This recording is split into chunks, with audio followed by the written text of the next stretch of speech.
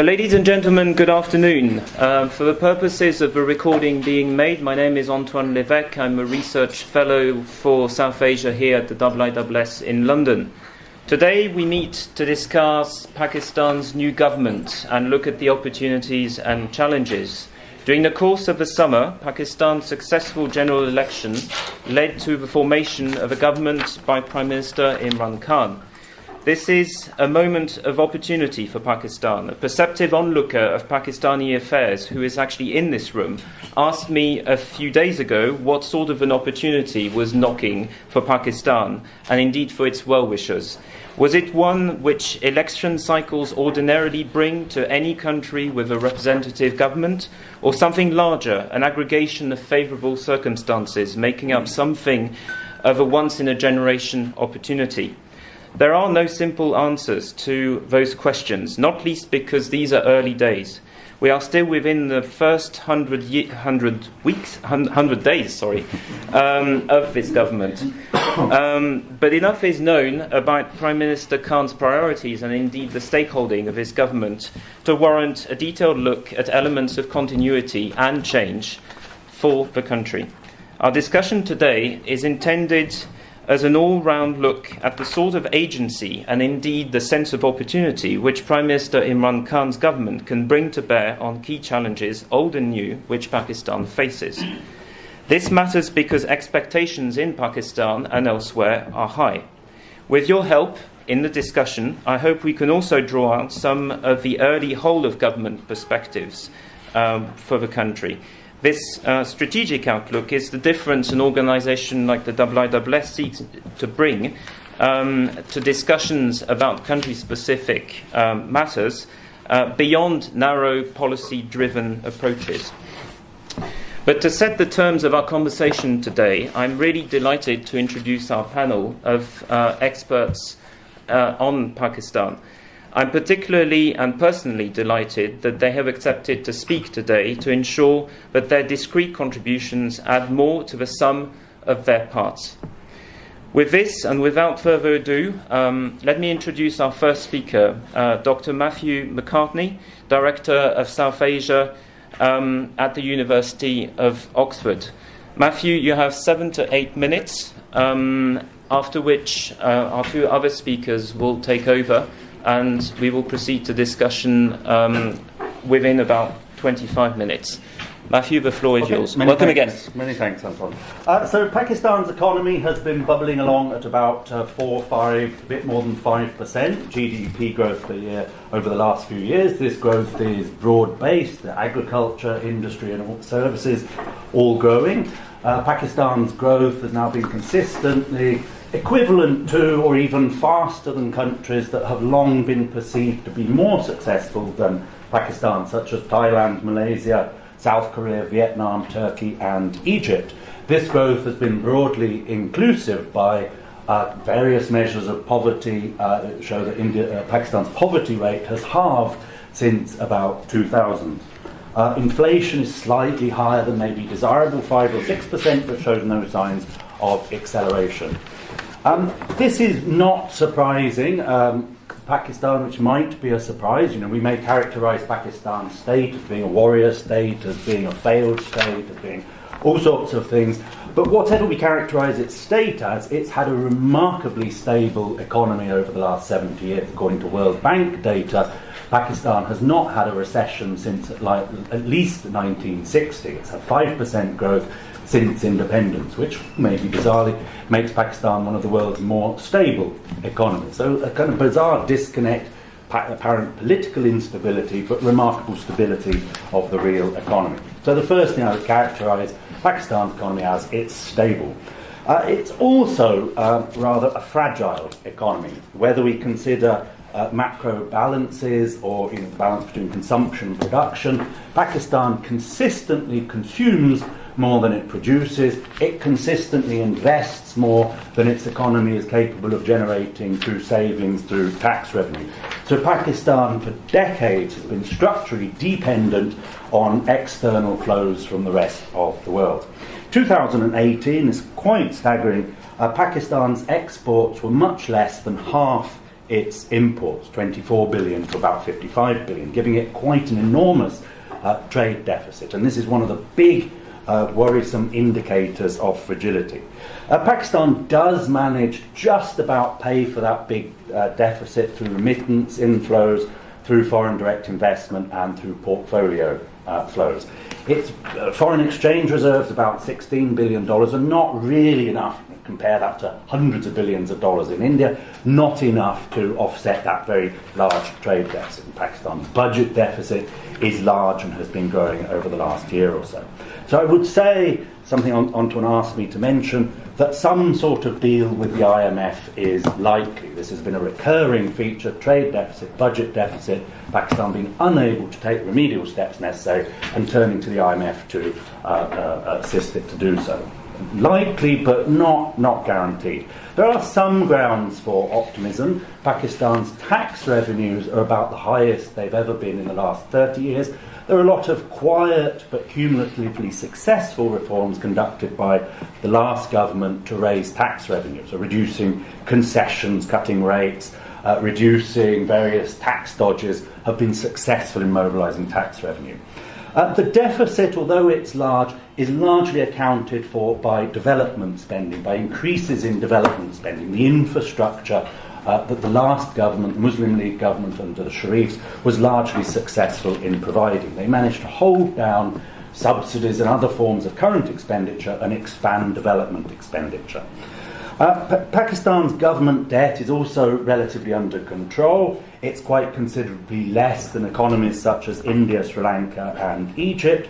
Quite importantly, short-term capital in Pakistan, that's dollar-denominated debts within Pakistan that can leave Pakistan very quickly, is a relatively low share of total debt and much less than Pakistan's foreign exchange reserves. And that ratio is quite a crucial indicator of vulnerability and was one of the key problems, for example, behind the 1997 Asian crisis. Pakistan does have much of its debt is obviously denominated in dollars, and not wanting to devalue, which would raise the cost of servicing that debt, is one of the key problems for Pakistan. They need to devalue to boost their export competitiveness, but they're restrained from doing that partly because it would inflate the value of their national debt. And then the kind of last points, just say a few things about CPEC. Antoine asked me to say a few words about this. As probably all know, $50 or $60 billion investment in road, rail and energy, scheduled for completion in 2030. Perhaps predictably, it's likely to be delayed. It's often referred to as being a game changer, but I don't think a convincing case has yet been made that we should expect big things from CPEC. Chinese FDI at the moment, there's about $1 billion a year of Chinese FDI going into CPEC. It's about half of Pakistan's FDI. We could compare that to the $60 billion of FDI, foreign direct investment, annually now going into India.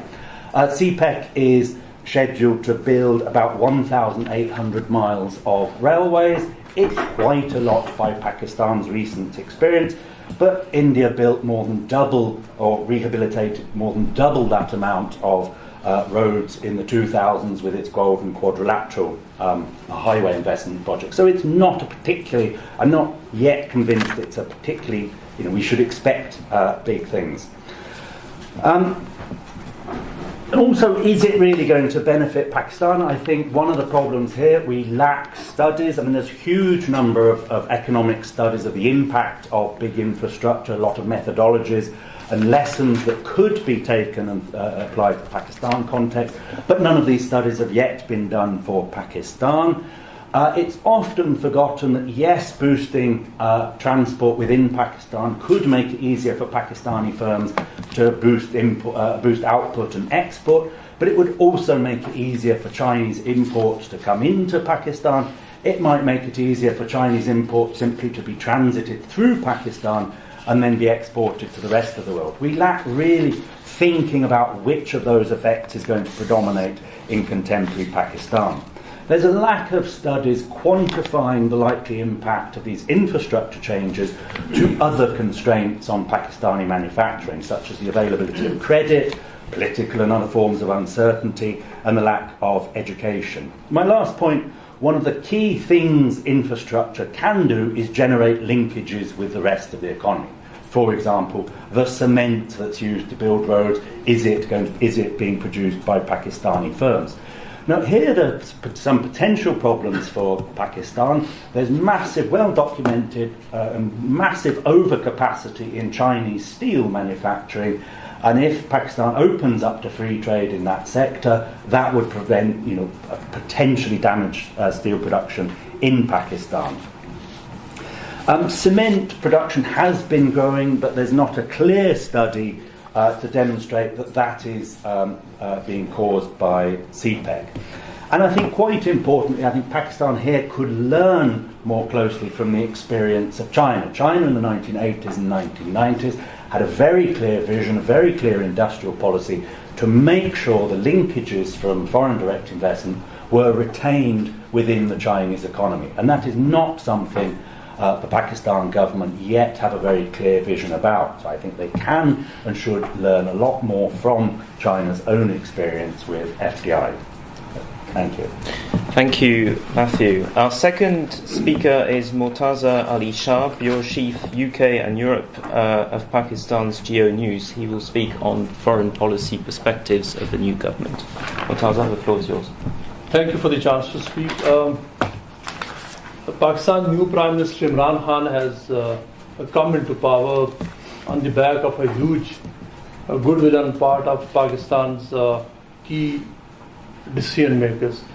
Over the last 2 years, there has been a long and sustained campaign in favor of Imran Khan, and for that purpose, Nawaz Sharif was carefully ousted through a Supreme Court ruling on the basis of not taking salary from his son. And then today Nawaz Sharif is in jail not because of corruption. An accountability court which gave a verdict about the case on him cleared him of all the corruption charges. But he has been put in jail on the clause that he has assets beyond means.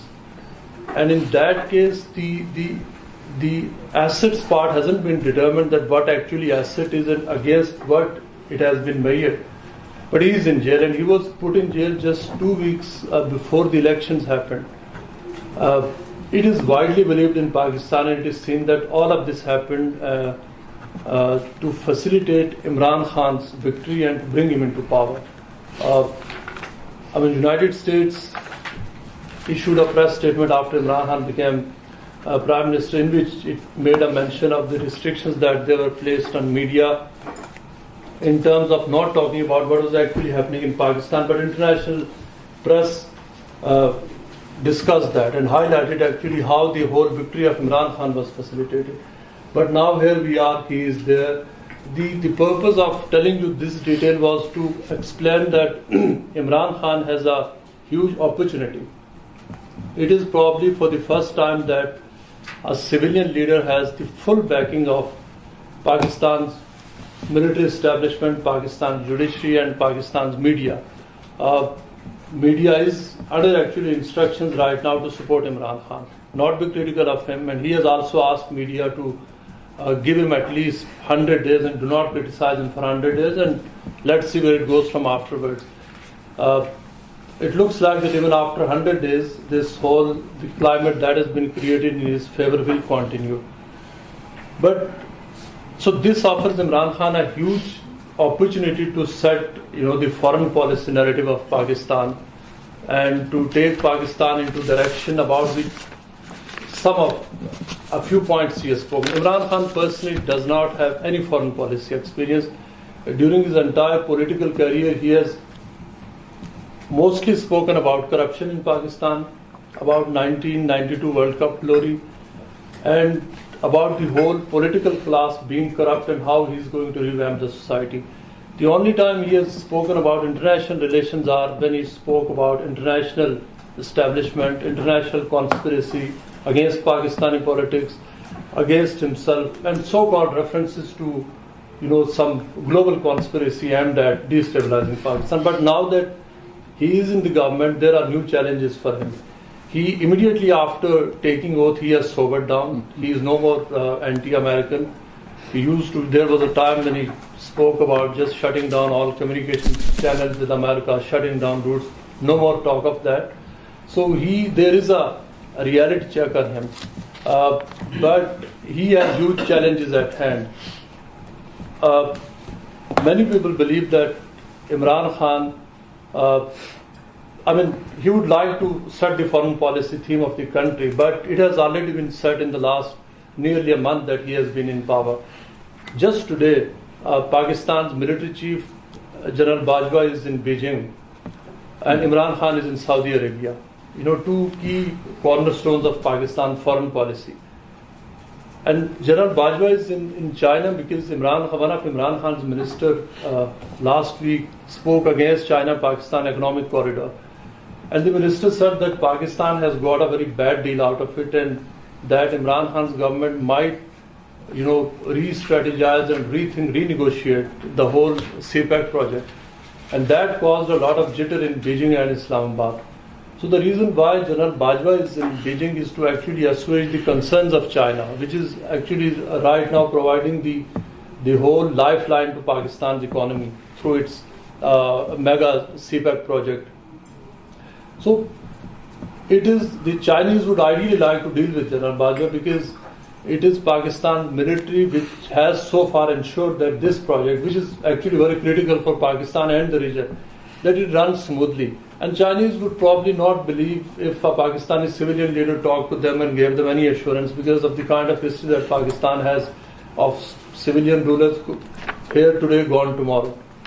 So General Bajwa is meeting his counterpart, all the Chinese stakeholders, and probably it will be all fine at the end of his 2 to 3 days visit. Imran Khan has gone to Saudi Arabia after first meeting the Iran's ambassador, and in that there is seen that probably that the civilian and the military leadership is trying to send the message of a joint foreign policy at this stage, and that also is reflected in the recent increased cooperation between Russia and Pakistan. Pakistan Army has engaged in wide-scale collaboration with Russia. Imran Khan has met Iran's foreign minister to give a message that while Pakistan faces diplomatic isolations vis-a-vis America and most of its Western allies, Pakistan is locally now trying to create an impression that it is in very close ties with Russia and that it is creating another bloc. Whether or not it is going to actually be very beneficial to Pakistan or not. But in regards to America, it is in the best interest of America to actually come to table and deal with Pakistan. Right now, the relations between America and Pakistan are at rock bottom. They are just not getting anywhere because of Afghanistan. And there is a hope that probably that Imran Khan's new government will take some measure. But again, any action, my time is like just there and I could speak more about it. But for any action for Imran Khan to take to make any tangible progress in foreign policy area, it is very clear that the dominant say in any decision will have to be of Pakistan military, which has to deal with all the, which believes that it is the defense is the first line of the foreign policy is the first line of Pakistan's defense, and that is where Army's major role comes in because of the very serious challenges that it locally faces, internally and on its border mainly with Afghanistan and India. So any decision that Imran Khan is going to make, the key foreign policy challenges where many other civilian rulers actually fell out with the army, including Nawaz Sharif, who fell out with the army mainly on the issue of dawn leaks about the issue of taking action against the so-called militant groups within Pakistan. So Imran Khan, it is very important for him to have a smooth sailing. He needs to have Pakistan Army on board on all these matters. Thank you. Thank you to the broadcast journalist for keeping to time. Professor Iftikhar Malik, the floor is yours for the last of the series of opening remarks. Oh, thank you, Antoine, and thanks to IISS for organizing this meeting to recap the developments within and outside Pakistan. I'm a historian. I feel more comfortable with the events that happened in the past, but definitely being a Pakistani and staying in touch with the developments and knowing Imran Khan since the early 90s, I can say a few things. I am on the positive side, and I think maybe I am a bit more optimistic than Shah Saab in terms of Imran Khan's new journey as the Prime Minister of Pakistan. I think my feeling is that the biggest challenge that Imran Khan or anybody in his place faces is to create a balance, a structural balance or institutional balance between the political part of the government, the judicial arm of the government, and of course the security arms of the government. And I'm not ignoring the street power and the khaki power, the street power that the mullahs have, and though they don't have much of ballot power, but generally they have the street power and they could be the spoilers. And then, of course, Murtaza is right that Pakistan's most well-organized pressure group or organization is the military. So if he could create a kind of balance between these institutions, I think that will be the biggest test. And of course, there are, tests in case of foreign policy vis-a-vis Afghanistan, India, and of course China, Europe, America, and Britain. But my feeling is that, talking about Islam, generally there are two views. The view which the crazy mullahs, sort of reflect and present, and the other that is all, the solution to all our problems, and the world is against the Muslims, and we have to stand up as Muslims and all. The other view is by lazy liberals. They think Islam is the problem. So one group says Islam is the solution, the other one says Islam is the problem. I personally feel that if you look at a country like Pakistan, it was a project, a long-standing project of Islamic modernism.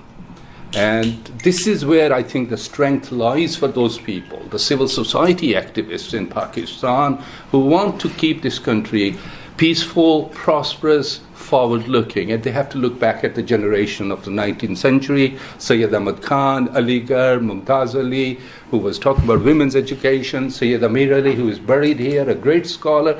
If Imran Khan could get time and look at that tradition, he would get lots of strength. That this project called Pakistan, it had different names, different reincarnations, had the support of Muslim South Asians as a society where Muslims could live peacefully and move forward.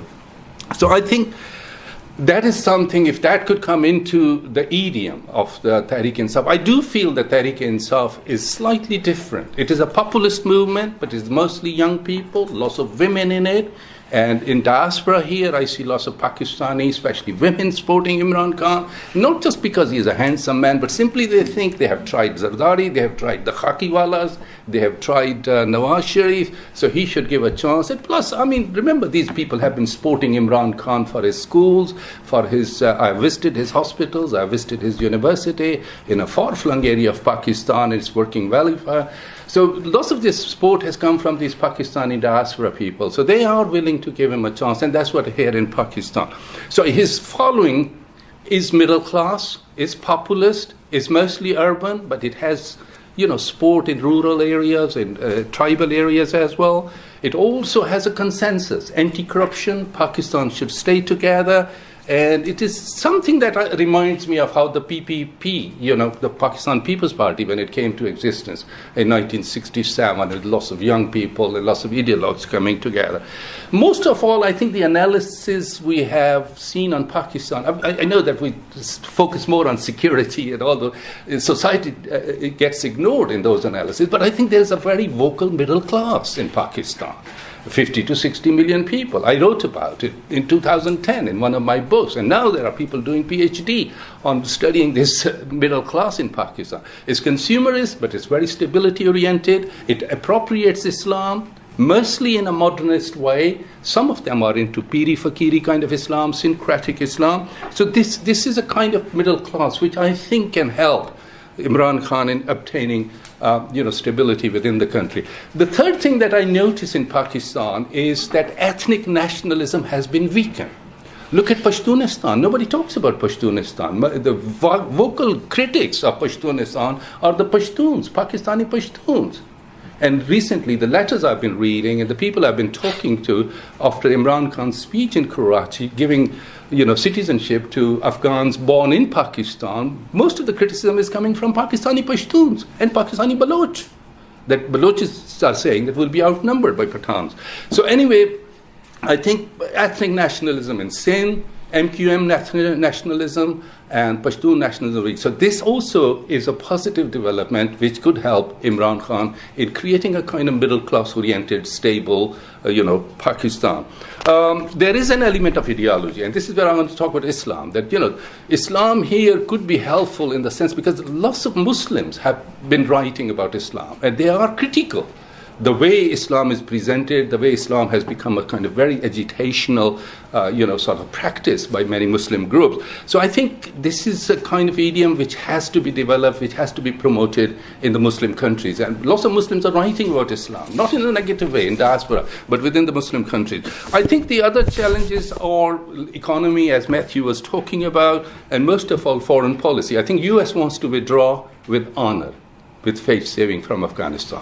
And I think this is where Imran Khan and the new leadership in Pakistan could be helpful. We need to develop a new consensus. I think there is no anti-Russian resentment in Pakistan. People have forgotten Russian involvement in Afghanistan and Mujahideen phenomena. People are willing to redefine relationship with Iran. And of course, Pakistanis by majority want to have a good relationship with India. I think these are positive things which could help Imran Khan in making a new beginning. And most of all, when I look at the political changes which have happened over the last 4 or 5 weeks, I'm amazed how the provincial governments have come into being, how the presidential elections have taken place, how the prime minister has taken over. I think my feeling is that we'll have to be very patient on all these counts. We have lots of expectations. There will be an element of disillusionment, but eventually I do feel that this government will be able to deliver. It's not going to deliver on all those kind of promises, economic and regional peace, but I think it will make a move. So in that sense, I do feel, but my feeling is that Imran Khan will have to go back to that idea of Islamic modernism. Because you can't divorce Islam from a society like Pakistan or any other society for that matter, but you need a kind of enlightened Islam, a tolerant Islam, a syncretic Islam, Islam which is outward looking, rather than being defensive or being aggressive. Same way, I think democracy, very survival of Pakistan itself is not a mean achievement, despite all the political upheaval, despite the military rule and misrule we had in the country from one extreme to the other, and despite the fact we are in a very difficult, testing geopolitical area. Pakistan has not gone the way as some people had been predicting 10 years ago, 15 years ago, that it was a failing state. So I do feel that Pakistan has a chance, and under Imran Khan, maybe it could make a new beginning. But it could also be, sadly, a disillusionment, because as an historian, I don't believe in history repeating itself, but in Pakistan, history sadly has repeated itself quite often. Thank you. Thank you. Thank you, Professor. You're Professor of History at Bath Spa University. Forgive me for not having introduced you properly. We now have a little less than half an hour for discussion. But before I turn to some of the questions I can see, I'd like to perhaps ask the panel for their views on the following question. You all talk about opportunity and a sense that policy can achieve new things with this government. I wonder how long you would give Imran Khan's government to deliver, and how long, in other words, must the jury be out on taking a judgment over whether there is success or another outcome? And you can make this specific to any of the points which you've discussed, but looking at the way forward and a number of specific policy items. Okay, I think the idea of a government in Pakistan being able to deliver on everything is an illusion. It always has been. I've had a look at a study by the Institute of Policy Reforms, who looked at the manifestos of all the major parties in 2013 and compared their outcomes in 2018. And for the PTI, they were a state government then, they found 80% of their promises had shown no real progress. Now, if one looks at history, Anatole Living in his 2012 book, Pakistan, a Hard Country, said there have been 4 major attempts to change Pakistan. Every one of them has ended up being ingested by the regimes, the elites they sought to displace. But if one looks at contemporary history, so I think big change is not going to happen, delivery of all the promises is not going to happen. But if one looks at contemporary history, we've had two reasonably competent governments that have done their 5-year term, and both of them achieved one notable success. The PPP in 2008 to 2013, constitutional reform decentralisation, the Muslim League 2013 to 18, infrastructure and energy, and perhaps the PTI Imran Khan's government, I think they seem to have an inclination towards health and education. It was one of their bigger successes as a state government, and I would suggest, if anything, that will be the area in which they're more likely to deliver on some of their promises. But I think the idea of delivery is not something one can expect of a government in Pakistan. Thank you. Murtaza? If you allow me to actually first just make a quick point to Professor Malik's talk about Islamic modernism and how Imran Khan could implement it. I think it's very good to be optimistic and have a very positive view, and let's hope that Imran Khan turns Pakistan into a really tolerant and modern state. But let me also inform you that his victory and his whole election campaign and his last 1 year's political campaign has been based on hate, using Islam as a political tool. And those who have been following Pakistani politics would agree that during his entire election campaign, he used the weapon of Khatm al-Nubuwwat, the finality of prophethood, as a political weapon, and declared, apostasy fatwa on Nawaz Sharif, that he is outside of the boundaries of Islam on a certain controversial issue of an amendment. So this whole campaign was like full of this, sending out this message of hatred that probably that Nawaz Sharif is a foreign agent, that all his opponents are non-Muslims and he is a better Muslim. And by doing that, the whole society has become so polarized. And all of his followers, which I must say that he has a huge following in Pakistan and amongst the middle class, youth, educated people. The problem is all those people genuinely believe in all of that stuff. Like in India, the Modi supporters, they believe in that, very Hindu nationalist ideology.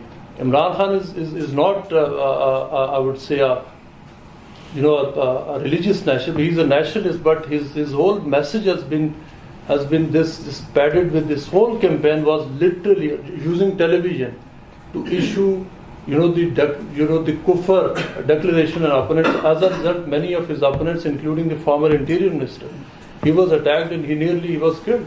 So, when the leading populist leader gives this kind of message in our society, as to what he's actually, the steps he's going to take to neutralize that society, I don't see that happening.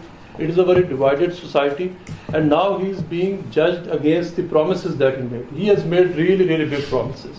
He has, he talked about turning Pakistan into like Holland, where the Prime Minister goes on a, cycle to his office, but then we see that he and his dog and his family, they are, going to his office on a helicopter. People are not talking about that. Now he's being judged against all the very big, it is like, as if you talk about delivering a moon, but then you can't deliver a pizza. So he's trapped in that kind of situation for the first 30 days that we have seen. He has made one U-turn after another. And because of the promises that he made, I think people are really going to feel quite very soon that this is not the kind of utopia that they were promised. And for all the promises that he made, he has, to be honest, you asked about, when the jury will be out on him. I believe that for as long as the institutions are on his side, which they are currently, Imran Khan is fine, and I don't think so. That anytime soon, no matter whatever the hardships of people or whatever happens, he is very much safe in his seat where he is. Okay, thank you. My feeling is that as an historian, when I look back at that part of the world, Indus Valley civilization is one of the oldest civilizations. We don't know the script yet. People are working on it.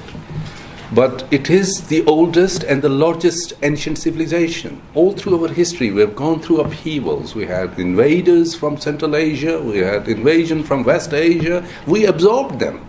And we went through all these upheavals. So I'm very optimistic that we are very plural people. And given our history, given experience, and given the kindness and the hospitality of the people, Pakistan is not just the people, who are wearing uniform and sitting in GHQ. Pakistan means ordinary people, charitable people. So I think we will be able to absorb lots of these tensions and lots of these issues, and we have been going through these tensions, and we are sort of hardened. I mean, this is where Anatole Lieben's title.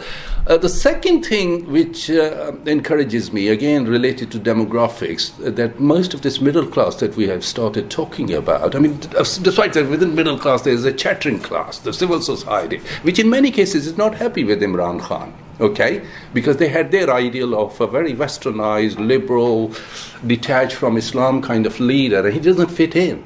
So I think within that middle class, a large section believes that Pakistan should stay, and 70 to 80% of these people live in Indus Valley. If you look at the demographics of Pakistan, it's on both sides of River Indus, Punjab and Sindh, and even the frontier, Charsada Valley. So 70 to 80% Pakistanis live in the Indus Valley, and they are the stakeholders of that country. I'm not underrating people in Balochistan or tribal areas. Integration of tribal areas will have some hiccups, but eventually I think they will get absorbed, given the history. And remember, it's not Kabul, it's not Peshawar, it's not Mardan, which is the largest Pathan city. It's Karachi, which is the largest Pashtun city. So our demographics make us into stakeholders. Number two, I think what I am thinking about in case of time limit, I think civil government, the local government that Imran Khan has been talking about, could be very helpful. Because every government in the past, People's Government and Nawaz government, they ignored local government. And if this government is able to establish local government institutions, not only will have new leadership emerging from the grassroots, there will be more cooptation of Mufassal areas, and number three, funds will be disbursed. And 90% of the problems in Pakistan or India are local problems. So you need local government. So if Imran Khan could be persuaded to go on with this project of establishing local government, I'm very positive about it. Thank you. The first person to catch my eye was you, sir. Could you please tell us who you are? Sure. IISF member, Iftikhar. I just want to say a few words on Chinese investment. And please ask a question. I think Chinese investment is wrongly so-called. Most of the loans carry interest and fees amounting to around 15% as per Pakistani newspapers. And so-called investment also demands minimum double-digit return. So it is not that a normal FDI, as we understand, where the investor takes equity and the risk. I hope Imran Khan becomes successful, but he should be very careful and publish all the details so people of Pakistan can decide whether this project is in the interest of Pakistan or not. Thank you. Do you have a question? No. Would Matthew? I've been sort of trying to find out, because there are a lot of contemporary historical examples of big infrastructure projects that don't generate the revenue to pay for the loans, but it's not obvious on what terms and conditions Pakistan is contracting these. I found some studies that seem to suggest it's going to be a big burden. I mean, the IMF, for example, estimate that by about 2025 it's going to cost Pakistan $3-4 billion a year to service these debts. I found other studies which show it's not going to be much of a burden, but I don't think there is enough. It's even going to save oil imports, so it's going to be a benefit for Pakistan. I haven't seen enough transparency in the numbers to really be able to make any kind of judgment. That's the problem. Yeah. But I think Pakistan has, if there are people who are observing and analyzing this issue, there are three parallels: Sri Lanka, Maldives, and Kenya, where lots of Chinese projects, Chinese investments are taking place. And I think Pakistan could make a comparison with those investments and their fallout or the advantages. So I think it's not an isolated case. Thank you. Lady here. From Chinese embassy. And I want to ask if you said Pakistan has achieved more than 5% growth, and you said CPEC has provided some jobs and infrastructures and harbors in Pakistan. I'm wondering if these investments can be taken into the growth, and how do you see very long-term results of these investments? And like you said, there are some educational or political risks in Pakistan long-term growth. So how could you suggest that investment from China could have a more inclusiveness, achieve more inclusiveness? Thank you. Thank you for that statement and for this question. I think that's naturally a question for Matthew. Thank you. Actually, I'm going to China on Thursday. I'm on sabbatical, so I'm going to spend a year in China and Pakistan looking at this question. So maybe if you kind of get back to me in a year's time, I'll have a better understanding. But Pakistan's economy has been growing at an average of 5% for the last 70 years. This is what Pakistan does. Chinese investment is quite a recent phenomenon. It's $1 billion a year. India has $60 billion a year of investment. So I think there's a question mark. Is this big enough to really attribute Chinese investment to major changes in Pakistan? I suggest not at the moment. Long-term implications, I mean, looking at the history of big infrastructure does all sorts of things to domestic economies, if it's foreign or domestic funded. I think we just don't know enough yet about the Pakistan context. I mean, it's not going to be finished until 2030, but the studies have not yet been done to enable us to think rigorously about the likely impact of Chinese investment in Pakistan. I mean, yes, I think it could have big positive changes, but history of big infrastructure says all sorts of things could happen, and we don't yet have enough to go on to make a judgment about what's likely to happen in Pakistan. I don't know how far it's true, but somebody from a higher education commission in Pakistan told me there are 40,000 Pakistani students doing postgraduate studies at this moment in China. Is it true? From what I know, since the Belt and Road Initiative, the number is growing very Because fast. people talk about economic infrastructure, but what about educational side? 40,000 students is a huge number just from one country studying in China. The sort of number, but I know that the trend is growing very fast. The sort of transformational changes and what it means for Pakistan is something we're very interested in at the Institute also, and I'll be part of a collective group of my colleagues working on this in the next few months and years. The next person to catch my eye was this gentleman to the end. Could you please tell everyone who you are? Aditya from the Royal United Services Institute. I'm just wondering what your perspectives are on, say, tensions within PTI itself on the policy-making agenda of the party. So, for example, the party started off as a pretty activist, anti-status quo, anti-corruption party. Then, as the elections came closer, a lot of old-style politicians, pretty conventional individuals were brought into the party. And there was a growing element of some religious hardline actors as well. So how does this combination of actors affect the policy-making agenda in the party? I think it's a good question because there was a term which was used, electables. That these guys are electable because mostly they are landed elite, or some of them are industrialists or people who have got money. And I think Imran Khan thought he was being very pragmatic. But you're very right that within the party there is an ideological group and there is a very interest-based group. So there will be this tension, which is good for the party. I think something should come out of it. As I mentioned earlier, that the influx of electables and Imran Khan's whole politics for nearly 25 years has been against corruption, against corrupt people, status quo, and rotten elements in the society. But currently, if you look at it, the biggest crooks, as you put it, or the most crooked elements are around Imran Khan, and he has emerged as the biggest defender of those people. I mean, some of the people around him who are, bankrolling him, funding him, loan defaulters, bank defaulters. You can put any, kind of title around them. So, but there was a movement. There was a movement actually to break other parties, to bring them into Imran Khan's party, so that, he comes into power. I mean, objective has been achieved. But in the process, you talked about the ideology of the party.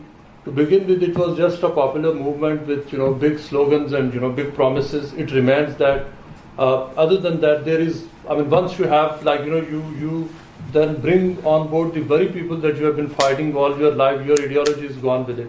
So it is now all about being a status quo party, being in the government, enjoying it, and trying to do probably something different than the predecessors. But I mean, Imran Khan's, the party and his government is no in its like even looks, it is no better than any other previous political government that has been there in power. Thank you. The next person on my list was the gentleman at the end. Could you please identify yourself? Hi, Zach Kirkenrider from the U.S. Embassy. Assuming Murtaza is right and Imran fails to satisfy the tremendous public expectations that have been raised by his election, where does that leave us in 3 to 5 years? You have People's Party and Noon League sort of in wreckage, and PTI disappoints expectations. What does that augur for the democratic project in the United States? Thank you. Well, it's difficult to predict, but I think more like India, because India and Pakistan are very, very similar. I mean, if you look at the populist politics of BJP and populist politics in Pakistan and, you know, exclusive nationalist ethos with lots of religion underneath. But I think you may have the nationwide parties are already facing the crisis. People's Party, Muslim League. And PTI has a chance. If it is able to deliver, it will have maybe another term, 5 years, 10 years.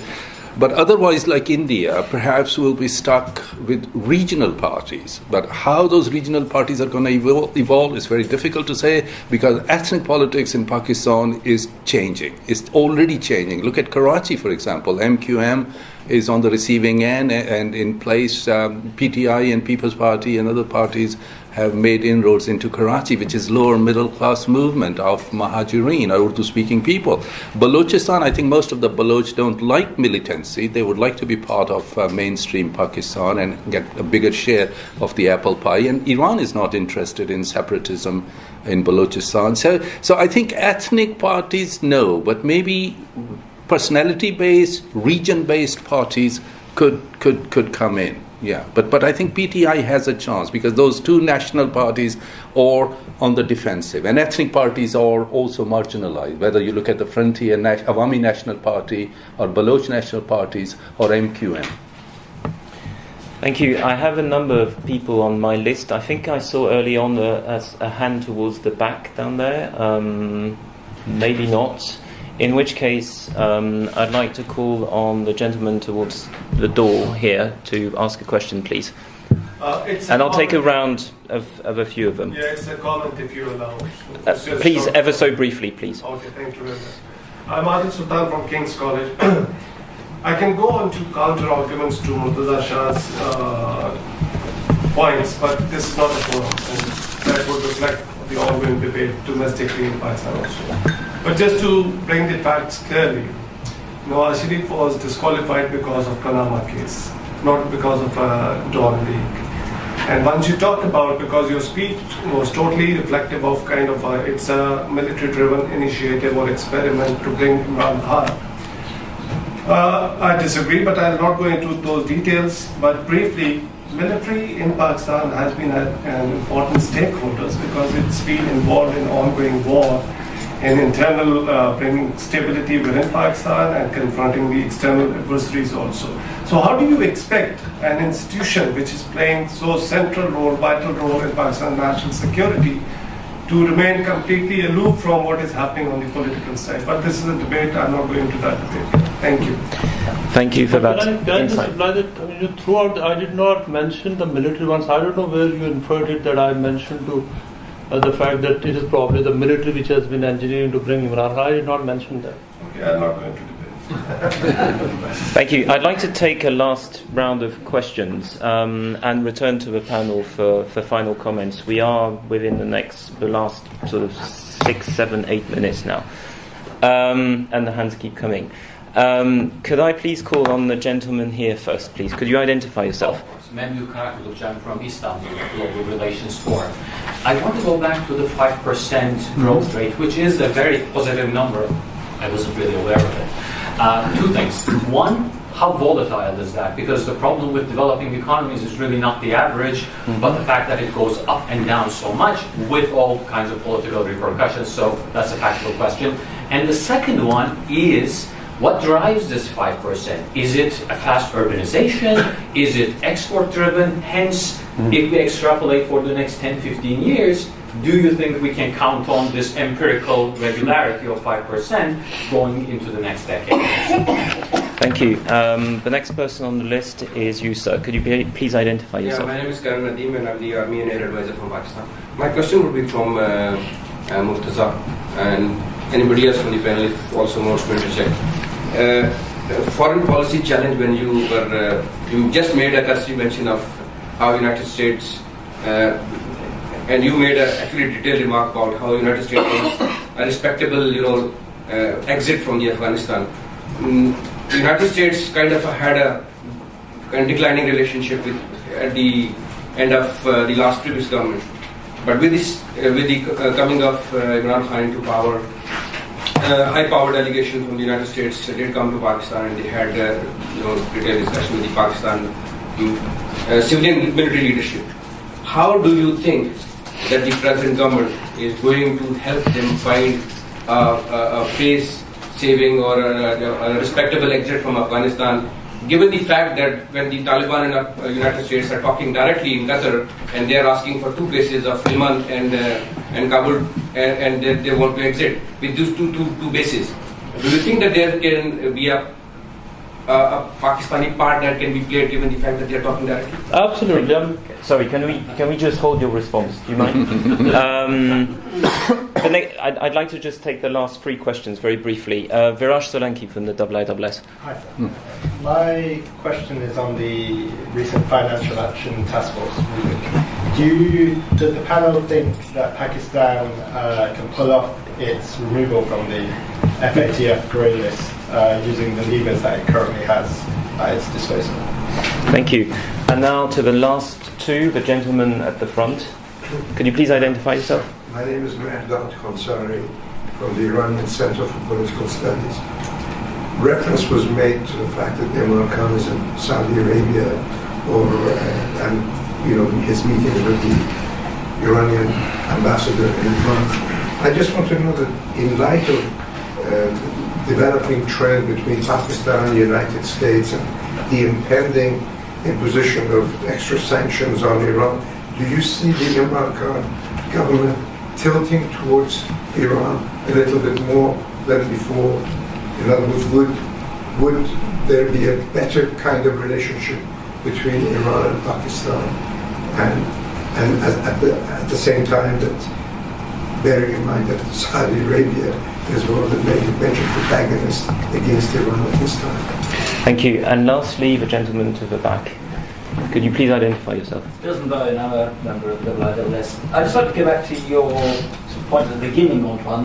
What are the priorities of this new government, as we see them, from the manifesto, but actually in power? I mean, is it dealing with the IMF and solving an economic problem there? Is it going to be internal? Is it directed towards Afghanistan? I mean, given that governments generally can manage to do 1 or 2 things at a time, and quite often only 1 thing at a time, what is the prime priority that you see? Thank you. I'd like to return to the panel for a last set of comments in reverse order. Professor? Okay. I don't know whether I studied in America. I wrote 2 books about America.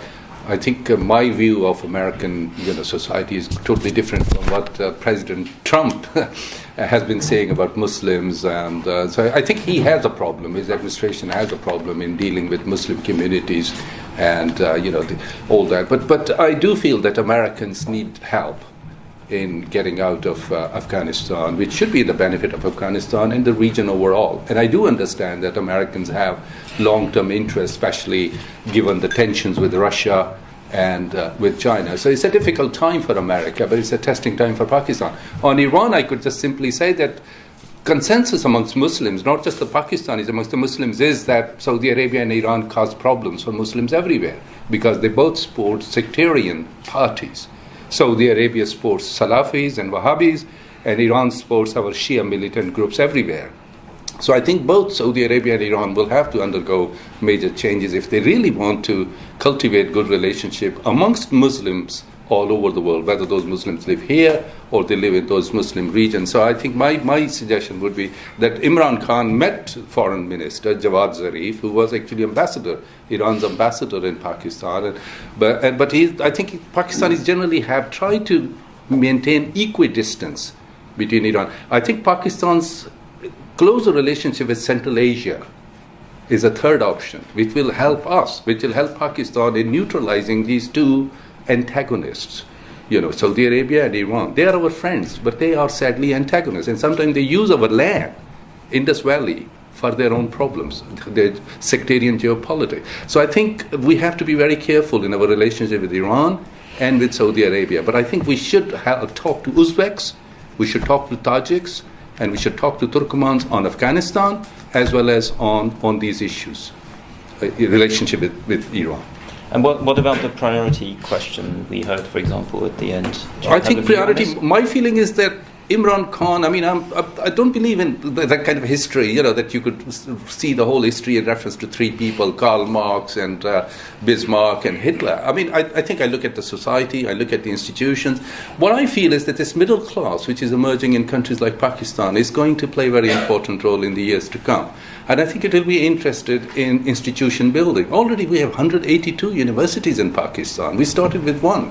So I think this middle class, this vocal middle class, helped by social media. Number two, I think Imran Khan symbolizes an emerging Muslim middle class which doesn't want to look apologetic to the West, which doesn't want to antagonize the West, but it doesn't want to let West spoil us. Either we are infantilized, Muslims are infantilized, or Muslims are totally seen irrelevant or aggressive. I think Muslims in countries like Pakistan, they want to be respected, their interest to be understood properly. And I think there are Muslims who want to redefine relationship with modernity. They want to modernize. Maybe some of them don't want to westernize. So I think this middle class, which is emerging and which has seen so much of violence in Syria, in Iraq, in Afghanistan, in Pakistan, I think they want to make a new beginning. So maybe Imran Khan could cash it, and this middle class could be harbinger of something totally different, something that again I call Muslim modernism. Thank you. Murtaza. With reference to the question Nadeem Khan you asked, it has become a fact that American policy in Afghanistan over the last 2 decades, it has been a disaster. America has failed in the objective that it wanted to achieve. In the process, America has been all along accusing Pakistan of playing what Donald Trump called double games. The fact of the matter is that America has not addressed some very genuine concerns that Pakistan has vis-a-vis the Pakistan security concerns that it has about Afghanistan. The result has been that Afghanistan's situation has gone from bad to worse, and Afghanistan is going to have elections next year. It is not going anywhere. America is tied in Afghanistan. It needs a way out. And Donald Trump needs it. American people need it. Pakistani people need it. And for that, if America is very serious about actually finding a solution, it has to talk to Pakistan's army. It has to talk to Pakistan's government to find a solution. There is no doubt that Pakistan has accepted that it is in talks with militant groups, but it says that then America is in touch with militant groups as well. So is India, and so are the other stakeholders in Afghanistan. So, for Afghanistan to carry on with this blame game, it's not going to work for America. The reasonable solution is that they need to talk to Pakistan to find an exit strategy and to find a solution. With reference to your question on Iran, I think if Pakistan has to, Pakistan is trying to play a balanced role between Iran. It was a kind of a good gesture to meet the Iranian, the ambassador. But then Imran Khan is in Saudi Arabia today and there for 2 days. And if Pakistan has to choose between Iran and Saudi Arabia, we know the answer, it is Saudi Arabia. In the long run, as we see, Pakistan also sees Iran as quite close to the Indian side, in Indians' objective in Afghanistan, and it's obviously very close to Iran, which gives quite jitters to Pakistan for its own genuine reason. So Pakistan is definitely a genuine ally of Saudi Arabia, not Iran. And on the priority question, would that be the United States and relations with the US? I think Imran Khan's priority right now is to reset, if he can. As we talked about many foreign policy areas, he needs to use the goodwill, the capital that he has to to do whatever he can positively to deliver on his projects, to deliver on the promises that he made, and in that he can also, talk to the United Kingdom. Right now, Pakistan and America, relations are frozen. There is, diplomatic freeze. But then comes the UK, and we have seen that the United Kingdom has a very, their relation with Pakistan, at least on military to military basis and civilian to civilian, it has improved in the last many years. It is, closest. We see that while America has, almost, ended all the military exercises with Pakistan just about 2 weeks ago, the military has finished. UK and Pakistan have, this growing military relationship, and then, the Department for International Development, it gives a lot of aid to Pakistan. UK doesn't issue the kind of statement that America does about Pakistan. So I think Imran Khan has this very good opportunity. He has been very active in the high society in this country. He has played cricket here, and as Professor Malik mentioned, a lot of diaspora actually supports him from here as well. So I think there is a good opportunity that he has to probably connect with the UK and rest of the, America and rest of the Europe through UK. Thank you. And of course, the Home Secretary was in Pakistan yesterday. Lastly, but not least, Matthew. Thank you. First question on finance. I'm going to have to apologise and profess complete ignorance about subject matter. If this was a lecture course, I would pretend to know the answer and defer discussion till next week, but I'm slightly constrained given the format. Question about stability. So Pakistan has not had a recession since at least 1960. India's had 3 or 4 during that time. Even the obviously more successful economies like Singapore and South Korea have had much more volatile economic growth. And Pakistan's growth is broadly represented by that 5%. It's probably its best decade in the 60s, growth was maybe 6.5%. Its worst decade in the 90s, probably 3 or 4%. So it is a remarkably stable economy, which is, I think, a great puzzle given its apparent political instability. What drives that growth? I think all sorts of things have driven that growth in Pakistan. It was import substitution in the 50s, export-led growth in textiles in the 60s, public investment in the 70s. It's been remittance income, aid income in subsequent decades.